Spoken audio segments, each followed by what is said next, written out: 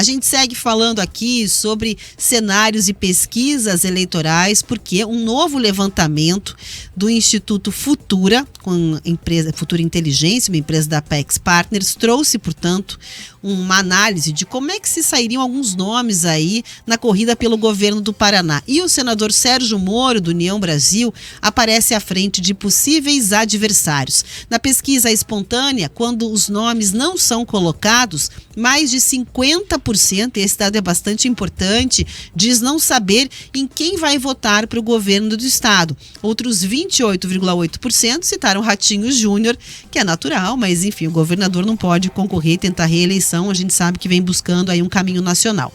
Roberto Requião aparece com 2,9% nesse cenário espontâneo e Sérgio Moro com 2,8%. Alexandre Cury, 1,5%. Rafael Greca, Beto Richa, Cristina Grêmio, Guto Silva, Darcy Piana e Zeca Dirceu não passam de 1%. Já 5,8% disseram que votariam em outras opções e brancos e nulos atingem 5,5%. Já nos cenários de estimulados, o ouvinte é aquele quando o pesquisador te pergunta exatamente, né, uma lista de nomes, quais aqueles que você prefere. Sérgio Moro aparece na liderança, em um deles soma 32,4%, seguido por Roberto Requião, com 17,8%.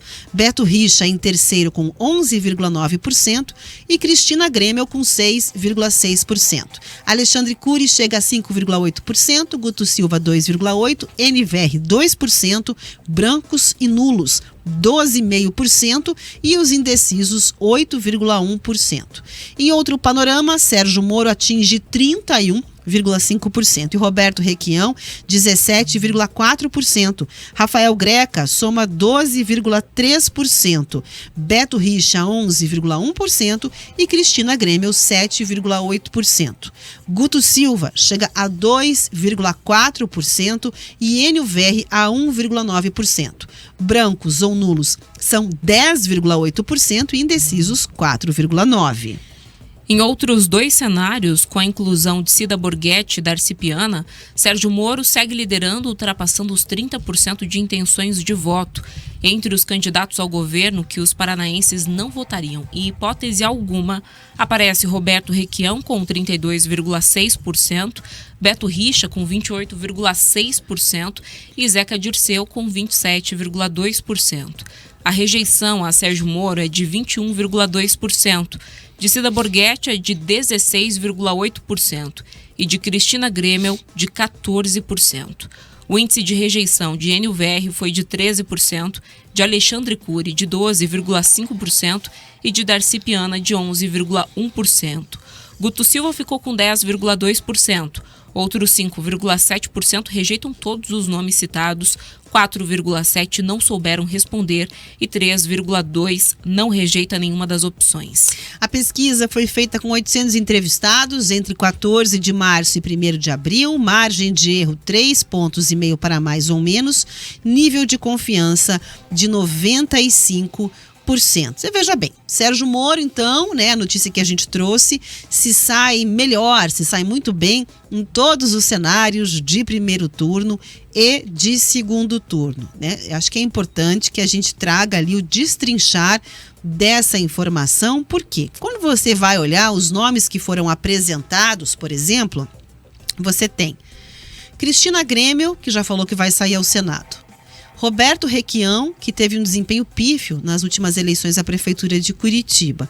E Beto Richa, que até o momento nada falou aí sobre ser um dos concorrentes ao governo do Paraná. Então, o interessante desse levantamento, no meu ponto de vista, é o cenário de segundo turno, onde você tem ali embates diretos com nomes que, de fato, têm até o momento publicamente a pretensão de concorrer, caso haja possibilidade, ao governo do estado. E, principalmente, o embate entre Sérgio Moro e Rafael Greca. Por quê? Porque você tem o Rafael Greca já colocando ali, né, a intenção de uma candidatura ao governo do estado e, mais do que isso, o recall do nome dele esteve à frente da Prefeitura de Curitiba nos últimos 8 anos, ou seja, já vem de uma vitrine e, mesmo assim, o senador Sérgio Moro se sai melhor do que ele. Não é a primeira pesquisa que traz esse recorte, ouvinte. Há poucos dias, o Instituto IRG também trouxe um levantamento que mostrava os dois praticamente empatados.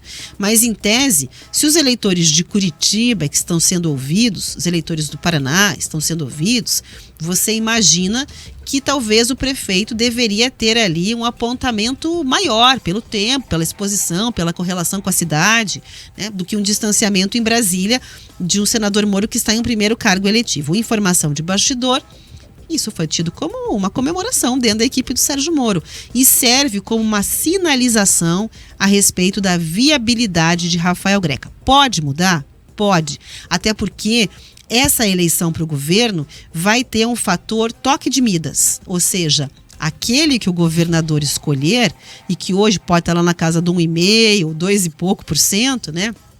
Deve ter uma exposição gigantesca, grande, um endosso, e isso pode sim fazer aquele efeito de transferência de votos.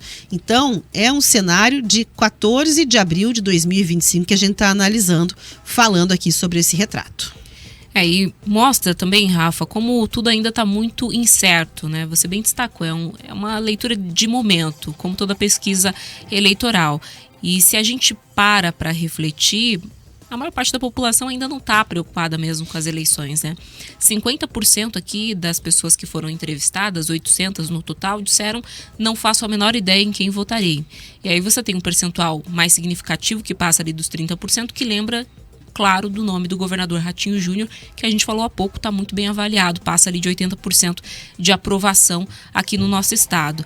É só quando os nomes eles surgem, eles são colocados, e esse é o cenário, né, que as pessoas consideram como mais confiável da pesquisa, porque é como aparece na urna eletrônica, apesar de eu não concordar quando a gente está falando de uma pesquisa que é muito preliminar, acho que é mais fácil você medir esse clima, né, quando as pessoas já têm esse nome em mente, mesmo sem ter ali esse estímulo, mas enfim, é só quando você coloca hoje os nomes que de fato você percebe que os percentuais eles mudam e passam a trazer ali uma leitura que possa ser útil para os partidos eleitorais. O Sérgio Moro, a gente tem que lembrar toda a trajetória que ele teve aqui no estado do Paraná, como juiz principalmente, né, à frente da Lava Jato.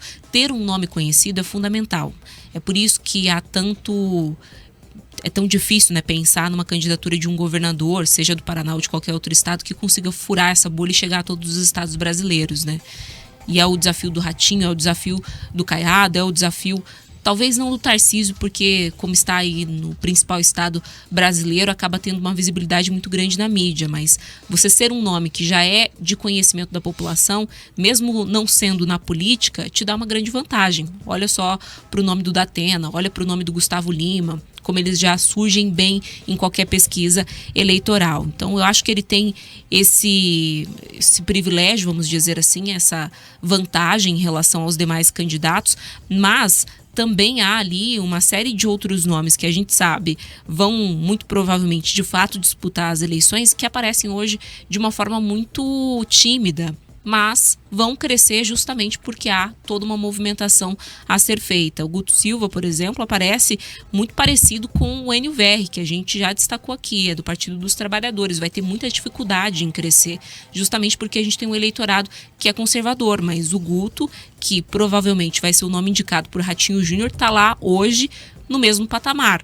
Claro, né? Quem tiver a bênção oficial de Ratinho Júnior, quem for subir com ele no palanque, vai crescer exponencialmente muito rapidamente, até porque é um partido que tem muito espaço de divulgação, tem muita verba para a campanha eleitoral, então tá tudo muito incerto. A população não está prestando atenção ainda nas eleições, os partidos políticos vão poder usar, claro, essas pesquisas para entender, principalmente ali quando a gente olha para a rejeição, como é que está aí o nome de cada um dos que estão sendo cotados para essa disputa, mas vão ter muito trabalho ainda em construir essas candidaturas e de fato torná-las conhecidas e quem sabe até realmente competitivas para 2026.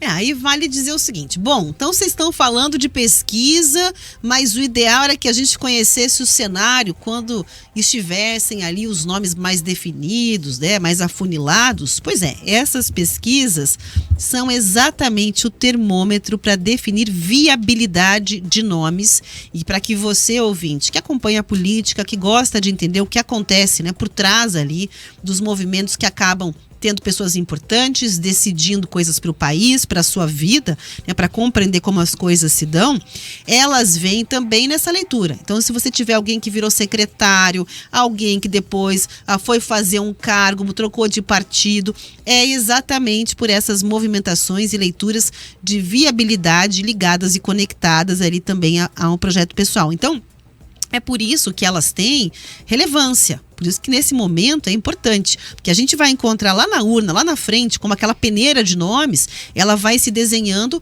a partir dessas leituras de momento, que a gente consiga encadear basicamente, né, chegando ali até o cenário que se tornou o cenário mais viável para um grupo político ou para o outro.